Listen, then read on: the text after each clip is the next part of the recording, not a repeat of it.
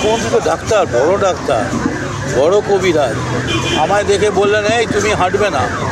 আমি হাঁটছিলাম, উনি হেলিকপ্টার থেকে নেমে বললেন, শোনো তুমি আমার গাড়িতে বসো, তুমি হাঁটলে অজ্ঞান হয়ে যাবে। আমি বলতে পারিনি, আমার অবস্থা এমন, হাঁটা তো দূরের কথা, আমি মুখ্যমন্ত্রীর পাশে গিয়ে দাঁড়ালেই অজ্ঞান হয়ে যেতাম, 46 ডিগ্রি। আর আমার যা অবস্থা শরীরের, আর প্রেশার এত লো। উনি ডাক্তারির ওপরে, অ্যানাটমির ওপরে মুখ্যমন্ত্রীর একটা ভগবান প্রদত্ত একটা বিশেষ ক্ষমতা আছে, এবং কে সুস্থ কে অসুস্থ সেই জন্য ওর কাছে আমি যদি গিয়ে বলি খুব অসুস্থ ছিলাম, প্রোগ্রামটা করতে পারিনি, ধরা পড়ে যাই, কারণ ভান করলে উনি ধরে ফেলেন।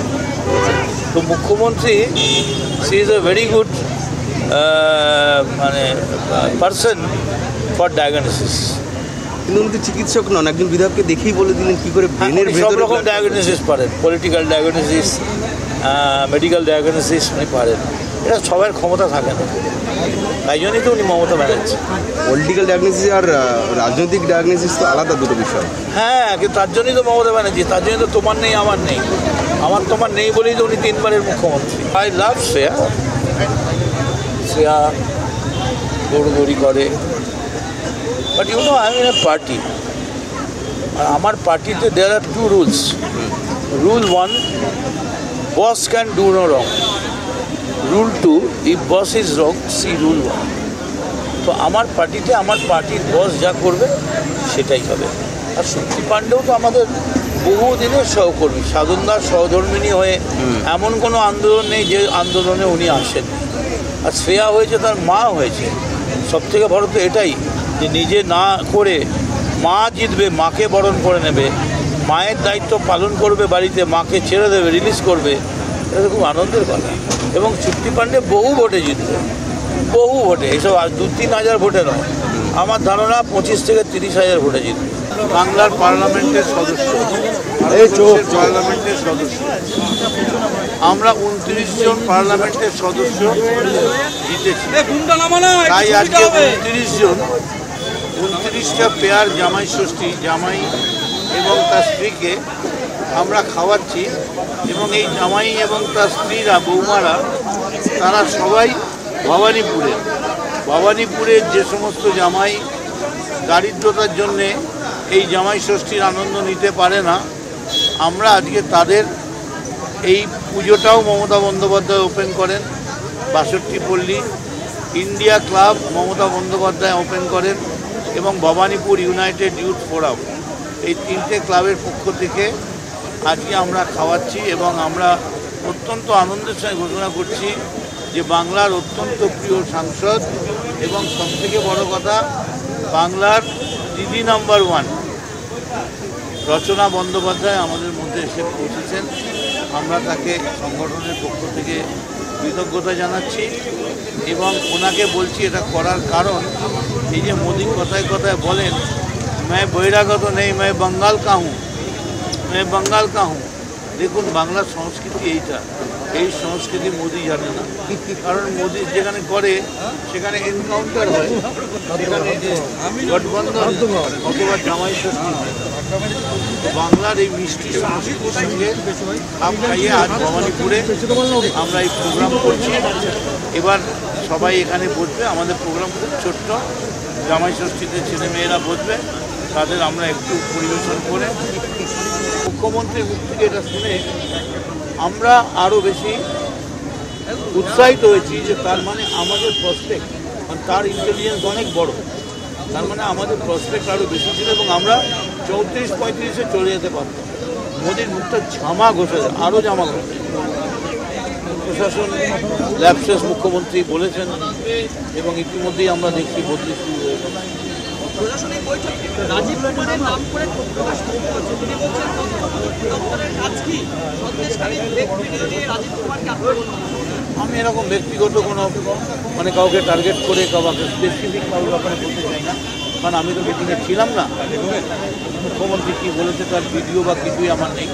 যেটা সংবাদ মাধ্যমে বেরিয়েছে, সূত্র বলে নয়, পরিষ্কারভাবে বেরিয়েছে, সেইটা নিয়েই আমি বলছি যে পুলিশ যদি আরেকটু অ্যালার্ট থাকতো তাহলে আমরা আরও সফলতা পেলে কি কাণ্ড হতো, ওদিকে এটা ছেড়ে ওরা আমেরিকা পালিয়ে যেত। আমরা দেখেছি শুভেন্দু থেকে নানা সময় নানা খবর সামনে নিয়ে আসে, বলেন যে নবান্নের ভেতরে আমার লোক আছে, সমস্ত খবর আমরা পেয়ে যাচ্ছি, কিন্তু সেইগুলো তাদের জানতে পারছি না, সেটা নবান্নের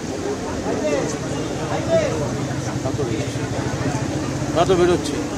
তা নাহলে শুভেন্দু অধিকারী পার্সোনাল চ্যাটে কে কি বলছে সেইটা বলে দিচ্ছে, ফেস টাইমে কে কাকে কী কথা বলে দিচ্ছে সেটা বলছে। তার মানে শুভেন্দুদের আমাদের শস্যের মধ্যে ভূত রয়েছে। কোন তো ডাক্তার, বড় কবিরাজ আমায় দেখে বললেন, এই তুমি হাঁটবে না। আমি হাঁটছিলাম, উনি হেলিকপ্টার থেকে নেমে বললেন, শোনো তুমি আমার গাড়িতে বসো, তুমি হাঁটলে অজ্ঞান হয়ে যাবে। আমি বলতে পারিনি, আমার অবস্থা এমন, হাঁটা তো দূরের কথা, আমি মুখ্যমন্ত্রীর পাশে গিয়ে দাঁড়ালেই অজ্ঞান হয়ে যেতাম, 46 ডিগ্রি। আর আমার যা অবস্থা শরীরের, আর প্রেশার এত লো। উনি ডাক্তারির ওপরে, অ্যানাটমির ওপরে মুখ্যমন্ত্রীর একটা ভগবান প্রদত্ত একটা বিশেষ ক্ষমতা আছে, এবং কে সুস্থ কে অসুস্থ, সেই জন্য ওর কাছে আমি যদি গিয়ে বলি খুব অসুস্থ ছিলাম, প্রোগ্রামটা করতে পারিনি, ধরা পড়ে যাই, কারণ ভান করলে উনি ধরে ফেলেন। তো মুখ্যমন্ত্রী she is a very good person for diagnosis. কিন্তু উনি তো চিকিৎসক নন, একজন বিধায়ককে দেখেই বলে দিলেন কি করে ব্রেনের সব ভেতরে রকম ডায়াগনোসিস পারেন, পলিটিক্যাল ডায়াগনোসিস, মেডিকেল ডায়াগনোসিস উনি পারেন। এটা সবার ক্ষমতা থাকে না, তাই জন্যই তো উনি মমতা ব্যানার্জি। পলিটিক্যাল ডায়াগনোসিস আর রাজনৈতিক ডায়াগনোসিস তো আলাদা দুটো বিষয়। হ্যাঁ, কিন্তু তার জন্যই তো মমতা ব্যানার্জি, তার জন্যই তো তোমার নেই আমার নেই, তোমার নেই বলেই তো উনি 3 বারের মুখ্যমন্ত্রী। আই লাভ শ্রেয়া দৌড়দৌড়ি করে, but you know I am in a party, আর আমার পার্টিতে there are 2 rules. Rule 1, boss can do no wrong. Rule 2, if boss is wrong, see rule 1. তো আমার পার্টিতে আমার পার্টির বস যা করবে সেটাই হবে। আর শক্তি পাণ্ডেও তো আমাদের বহুদিনের সহকর্মী, সাধনদার সহধর্মিণী হয়ে এমন কোনো আন্দোলন নেই যে আন্দোলনে উনি আসেন। আর শ্রেয়া হয়েছে, তার মা হয়েছে। সবথেকে বড় তো এটাই যে নিজে না করে মা জিতবে, মাকে বরণ করে নেবে, মায়ের দায়িত্ব পালন করবে বাড়িতে, মাকে ছেড়ে দেবে, রিলিজ করবে। এটা খুব আনন্দের কথা। এবং শক্তি পাণ্ডে বহু ভোটে জিতবে, বহু ভোটে, এইসব 2-3 হাজার ভোটে নয়, আমার ধারণা 25 থেকে 30 হাজার ভোটে জিতবে।